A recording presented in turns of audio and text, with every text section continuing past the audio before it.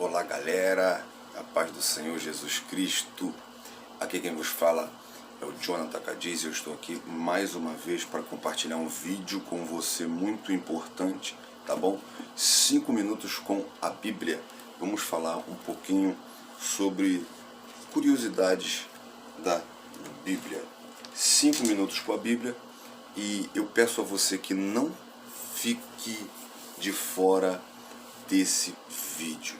Fique até o final com a gente, tá bom?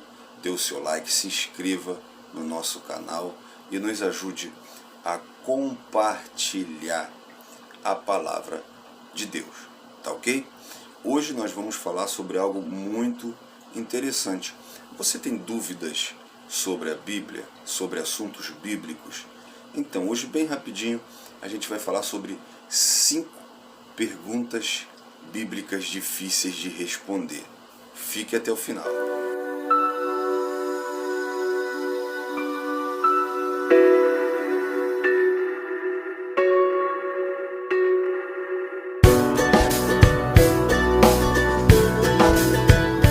Pois é, galera. Então, 5 perguntas bíblicas difíceis de responder.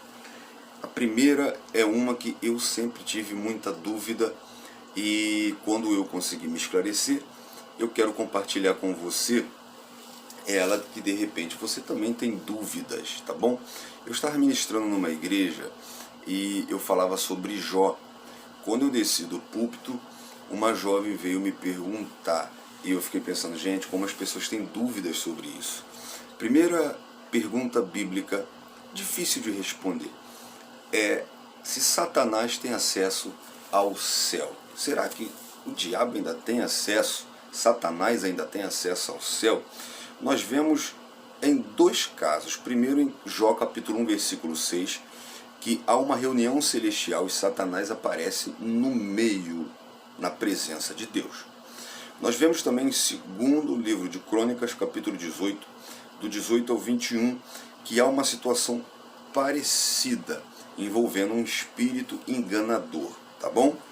Agora, lá em Lucas capítulo 10, versículo 18, Jesus ele conta, que Satanás foi expulso do céu. Agora, se ele foi expulso do céu, como que essas 2 passagens trazem uma referência para a gente como se ele estivesse no céu? Bom, eu não vou aqui dar somente a minha explicação. Existem pelo menos 3 linhas de raciocínio, de pensamento sobre isso, tá ok? Sobre essa questão. A primeira é que Satanás ele teria acesso ao céu antes de Cristo. E depois de Cristo, depois que Cristo foi para a cruz, ressuscitou, Satanás teria perdido esse acesso. Porém, não há muita base bíblica para esse tipo de pensamento, não há uma base bíblica sólida para tal informação, visto que Jesus tomou das mãos do diabo as chaves da morte e do inferno, e essa chave não lhe daria acesso ao céu. A segunda linha de raciocínio, o segundo pensamento, é que não seria o céu. O livro de Jó não afirma ser o céu. O livro de Jó diz, e um dia que veio os filhos de Deus, que os filhos de Deus vieram a apresentar-se perante ao Senhor, veio também Satanás entre eles. Então a Bíblia não afirma ser o céu, mas também não é a terra. Porque o Senhor ele pergunta no versículo 7, da onde vens? E Satanás diz, de rodear a terra e passear por ela. Então se não é o céu, se não é a terra, onde seria? Mas essa visão cai por terra quando nós lemos 2 Crônicas 18, 18. Micaías prosseguiu, ouçam a palavra do Senhor. Eu vi o Senhor assentado em seu trono e vi o exército dos céus à sua direita e à sua esquerda. Aí o versículo 20 diz assim, finalmente o Espírito colocou-se diante do Senhor e disse, eu enganarei. De que maneira? Perguntou o Senhor. Versículo 21, seria um espírito mentiroso entre esses profetas. Bom, espírito enganador, espírito mentiroso, você sabe quem é. E no céu, perante o trono do Senhor. Então, a Bíblia já mostra ser o céu. Então há um terceiro ponto, uma terceira linha de raciocínio sobre isso. É que todo ser espiritual precisa apresentar-se a Deus para prestar contas. Tá bom? 3 casos dá a entender que há um concílio, uma reunião no céu. Jó capítulo 1, versículo 6. Depois Jó capítulo 2, versículo 1, há uma nova reunião e Satanás aparece novamente. E em 2 Crônicas 18, 18 também parece dar a entender que há um concílio, uma reunião no céu, e assim ele aparece. Então parece ter um tempo determinado por Deus para que todo ser espiritual compareça perante a ele para lhe prestar contas, tá bom? Satanás, ele não entra escondido. E não, Satanás não tem acesso ao céu, tá? Ele precisa comparecer perante o Senhor quando convocado por ele para lhe prestar conta. Eu compartilho dessa ideia, tá bom?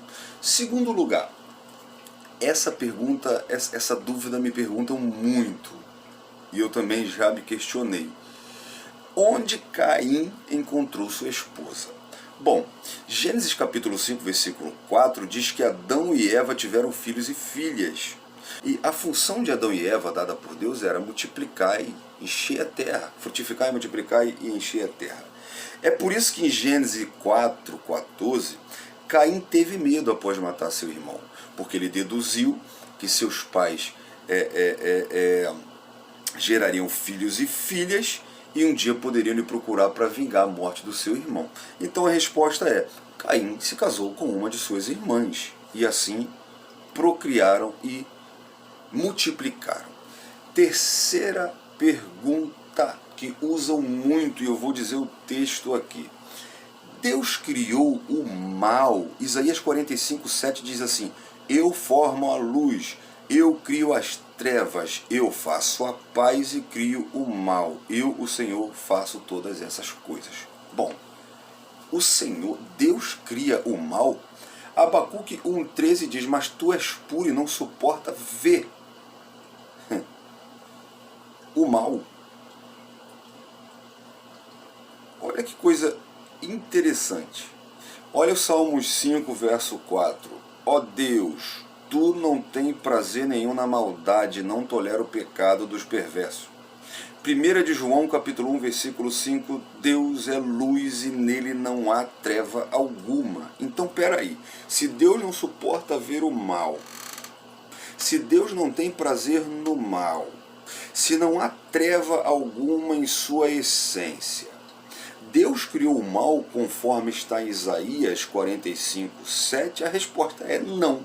Mas então, por que está escrito isso em Isaías? Eu te digo uma coisa, Deus não criou o mal. Como explicar Isaías 45, 7? É fácil demais. Ele diz: eu crio a luz e faço as trevas. Eu crio a paz e crio o mal. O oposto de luz é trevas. E o oposto de paz é mal? Não. Então o que há aqui, na verdade, é um erro de tradução. A nova tradução da linguagem de hoje traduz como: eu mando bênçãos e maldições. A nova versão internacional, ela traduz como: eu promovo a paz e causo a desgraça. Isso significa, é um sentido de calamidade, de punição, é o oposto de paz.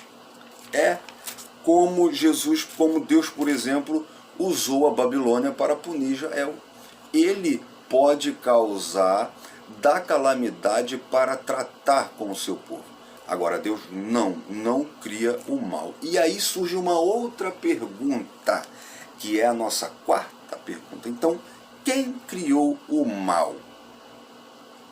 Eis a pergunta que não quer calar. Eu vou ler para você 2 versículos bíblicos, tá bom? Ezequiel capítulo 28.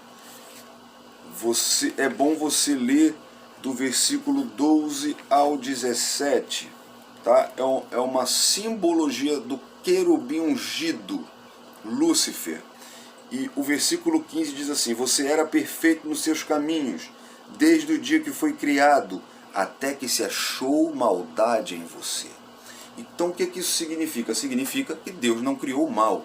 O mal nasceu no coração do querubim ungido. É Santo Agostinho que diz que Deus não criou o mal é a ausência de Deus. O mal nasce no coração. Quando Lúcifer ele deseja ser maior do que Deus. Quando a soberba entra no seu coração, ele se torna mal, levando outras pessoas a cometerem maldade. Isaías capítulo 14, versículo 12, você como foi... Desculpe. Veja como você caiu do céu, ó estrela da manhã, filho da alva. Veja como você foi lançado por terra, você que debilitava as nações. Você pensava assim: subirei ao céu, exaltarei o meu trono acima das estrelas e me assentarei no monte da congregação, nas extremidades do norte. Subirei acima das mais altas nuvens, serei semelhante ao Altíssimo. Mas você descerá ao mundo dos mortos, no mais profundo abismo. Tá bom? Então o mal nasce no coração de Lúcifer. E assim ele vira um ser caído, mal, levando outras pessoas à maldade. Tá bom? Há um contraste em Gálatas capítulo 5, versículo 20. Nas listas da obra da carne estão inimizade, contenda, ira, peleja, discussão, atos maus. E o fruto do Espírito. E entre os frutos do Espírito estão o amor, a paz, a benignidade, a bondade. Então Deus, através do seu Espírito, ele só gera coisas que te levam a cometer atos bons. Enquanto Satanás é um ser mau, que ele é ausente de Deus e leva as pessoas a se ausentarem de Deus. Tá bom? Essa é a raiz do mal. Deus não criou o mal. Agora, uma quinta pergunta e a última, eu separei um texto que está lá em Gênesis capítulo 6, o versículo 1, o versículo 2 e o versículo 4, para te responder uma pergunta que me perguntaram esses dias. Jonathan, vem cá, os anjos procriavam? Então quem são os filhos de Deus que tiveram filho com as filhas dos homens? Vamos lá, Gênesis capítulo 6, versículo 1. Quando as pessoas começaram a multiplicar-se sobre a face da terra e tiveram filhos e filhas, os filhos de Deus vieram sobre as filhas do homem, que eram bonitas, e tomaram para si mulheres, aquelas que de todas mais lhe agradaram. Aí o versículo 4. Naquele tempo havia gigantes na terra, e também depois, quando os filhos de Deus possuíram as filhas dos homens, as quais lhe deram os filhos. Estes foram valentes, homens de renomes na antiguidade. Os anjos, eles tiveram relação sexual com mulheres. Algumas pessoas ensinam que são anjos caídos e que tiveram relação sexual com mulheres, e assim nasceu uma humanidade perversa. Não. 1 Coríntios capítulo 15, do 38 ao 40, Paulo explica que há corpos carnais e corpos espirituais, e que não há possibilidade de mistura, de casamento, de cruzamento entre essas duas naturezas. Tá? Lucas capítulo 20, do 34 ao 36, Jesus afirma que corpos espirituais não têm relações sexuais. Tá bom? Os filhos do homem se casam e se dão a casamento, mas os anjos não. Então a primeira hipótese está descartada. Os anjos não tiveram relações sexuais com mulheres, tá bom? A segunda visão é uma visão mais recente, que afirma que os filhos de Deus de fato eram anjos caídos que possuíram as mentes dos homens maus e que tiveram relação com mulheres. Mas essa ideia também está descartada, porque se esses demônios, esses anjos caídos, possuíssem a mente dos homens para que eles tivessem relações sexuais com as mulheres e assim gerassem filhos, visto que os anjos dominaram a mente, os demônios, os anjos caídos dominaram a mente, essa genética má não passaria para o DNA, para a genética humana. Então essa hipótese também está descartada, tá bom? Então Em terceiro lugar, a mais racional e a mais simples. Os filhos de Deus eram as pessoas da linhagem de Sete, filho de Noé. Enquanto as moças eram da linhagem de Caim, tá, ok? A linhagem de Caim tornou-se uma humanidade caída, e assim os filhos de Sete, que eram os filhos de Deus, tiveram relações com elas, e assim nasceram-lhe filhos. É como se dissesse hoje em dia, ó, os filhos de Deus, cristãos, tiveram relação com os filhos dos homens, ímpios. Eu compartilho dessa visão. Não tem nada de anjo que teve relação sexual com o homem, não tem nada de anjo que possuiu a mente para eles terem relações sexuais e ali nascerem uma humanidade caída como eles. Não, simplesmente eram um povo. A Bíblia não afirma anjo, mas fala filho de Deus. Um povo de Deus que se relacionou com ímpios, com pessoas más, e assim nasceram uma humanidade caída e não agradou a Deus, tá bom? Essas são as 5 curiosidades bíblicas. Eu quero deixar para você bem rápido para a gente concluir. Tenha curiosidade, tenha perguntas, não é vergonha perguntar. Ter curiosidades bíblicas é bom. Agora, nem todas as perguntas bíblicas podem ser claramente respondidas, mas todas as suas perguntas são importantes. Agora, essas perguntas não são de relevância. Tem uma pergunta que talvez seja a maior pergunta da Bíblia, e eu quero terminar com ela para você. É a pergunta do carcereiro de Filipos.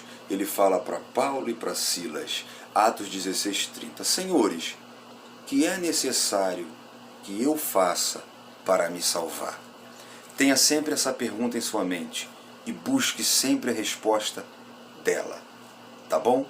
Fique na paz. Deus te abençoe. Deus abençoe sua vida. Um abraço.